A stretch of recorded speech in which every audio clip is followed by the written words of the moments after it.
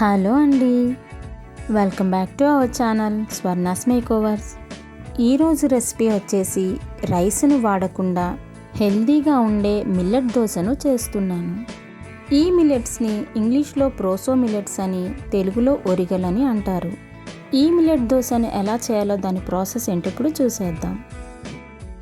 ముందుగా ఒక గిన్నెను తీసుకొని 1 కప్పు వరకు మినపగుండ్లను వేసుకోవాలి. 1 కప్పు మినపగుండ్లకి 2 కప్పుల వరకు ఒరిగలను వేసుకోవాలి.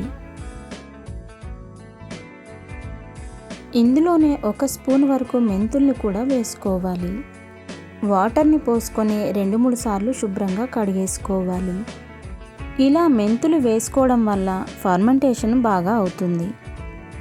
ఇలా 2-3 సార్లు శుభ్రంగా కడుక్కున్న తర్వాత పప్పు మిల్లెట్స్ మునిగేంత వరకు వాటర్ని పోసుకొని 4-5 గంటల పాటు బాగా నాననివ్వాలి. పిండి రుబ్బుకునే ముందు 1 గుప్పెడు వరకు అటుకులను తీసుకొని వాటర్ వేసి బాగా శుభ్రంగా కడిగేసుకొని వీటిని కూడా కొన్ని వాటర్ వేసి నానబెట్టుకోవాలి. ఇలా అటుకులు వేయడం వల్ల దోశ మంచి గోల్డెన్ బ్రౌన్ కలర్లో వస్తుంది. ఇలా నానబెట్టుకున్న అటుకుల్ని మూత పెట్టేసి పక్కనుంచేసుకోవాలి. 4-5 గంటల తర్వాత నానబెట్టుకున్న పప్పుని చూపిస్తున్నాను చూడండి, ఎంత బాగా నానిపోయిందో. ఇలా నానిపోయిన పప్పుని వాటర్ అంతా వంపేసుకొని మిక్సర్ జార్లో వేసేసుకొని తగినన్ని వాటర్ని వేసుకుంటూ గ్రైండ్ చేసుకోవాలి.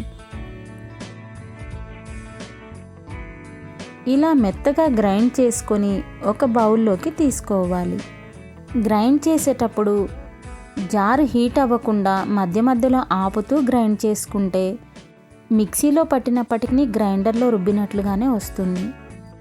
మిగిలిన పప్పుల్ని కూడా వేసుకొని అలాగే నానబెట్టిన అటుకుల్ని కూడా వేసుకొని గ్రైండ్ చేసుకొని అదే బౌల్లోకి వేసుకోవాలి. మిక్సర్ జార్లో కొన్ని వాటర్ని వేసుకొని జారు కడిగేసి ఆ వాటర్ని ఆ బౌల్లో వేసేసుకోవాలి. ఇలా 2 సార్లు గ్రైండ్ చేసుకున్న పిండిని చేత్తో బాగా కలుపుకోవాలి. ఇలా కలపడం వల్ల నైట్ అంతా బాగా పులిసిపోయి మార్నింగ్ కల్లా బాగా పొంగుతుంది.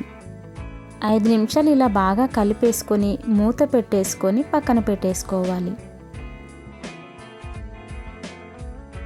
ఇప్పుడు మార్నింగ్ టైంలో మూత తీసి చూపిస్తున్నాను, ఒకసారి పిండిని చూడండి. పిండి బాగా ఫర్మెంటేషన్ అయ్యి ఎయిర్ బబుల్స్ వచ్చాయి చూసారా. ఇలా ఉన్న పిండిని ఒకసారి గరిటెతో కలిపేసుకొని కావలసినంత ఉంచేసుకొని మిగతాది ఒక డబ్బాలోకి పెట్టేసుకుంటున్నాను. సగం పిండి వరకు తీసేసి మూత పెట్టేసి ఫ్రిడ్జ్లో పెట్టేసుకున్నాను. మిగిలిన సగం పిండిలో తగినంత సాల్ట్ను వేసుకొని ఒకసారి ఇలా గరిటెతో కలిపేసుకోవాలి.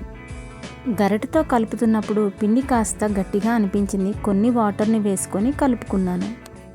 ఇలా బాగా కలుపుకున్న పిండిని పక్కనుంచేసుకొని స్టవ్ వెలిగించేసుకొని దోశ ప్యాన్ పెట్టుకొని హీట్ అయిన తర్వాత కొన్ని వాటర్ని స్ప్రింకిల్ చేసి టిష్యూతో తుడిచేసుకోవాలి. ఇలా ఒక గరిటెడు పిండిని ప్యాన్ మీద వేసేసుకొని స్ప్రెడ్ చేసుకోవాలి.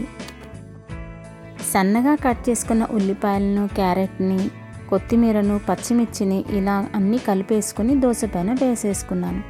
అలాగే ఆయిల్ను కూడా వేసేసుకొని కాలనివ్వాలి. ఇలా ఉల్లిపాయలు వేసిన దోశను ఒక సైడ్ కాల్చుకుంటే సరిపోతుంది.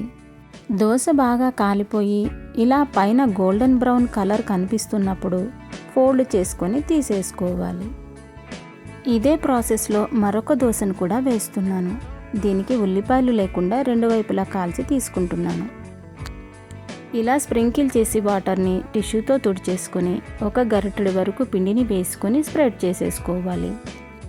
దోశ పైన తడారిపోయిన తర్వాత ఆయిల్ను కూడా వేసుకొని గోల్డెన్ బ్రౌన్ వచ్చిన తర్వాత రెండో వైపుకి టర్న్ చేసుకొని రెండో వైపు కూడా చక్కగా కాలిన తర్వాత ఫోల్డ్ చేసుకొని ఒక ప్లేట్లోకి తీసేసుకోవడమే. అంతేనండి, రైస్ వాడకుండా మిల్లెట్స్తో మన దోశ రెడీ అయిపోయింది. వెయిట్ లాస్ అవ్వాలనుకునేవారు లేదా డయాబెటీస్ ఉన్నవారు ఈ దోశను ఒకసారి ట్రై చేయండి, చాలా బాగుంటాయి. మనం చెప్తే కానీ మిల్లెట్స్తో చేసిన దోశ అని ఎవరూ కనిపెట్టలేరు. ఈ దోశలు రైస్తో చేసినట్లుగానే ఉంటాయి, తేడా ఏమీ ఉండదు.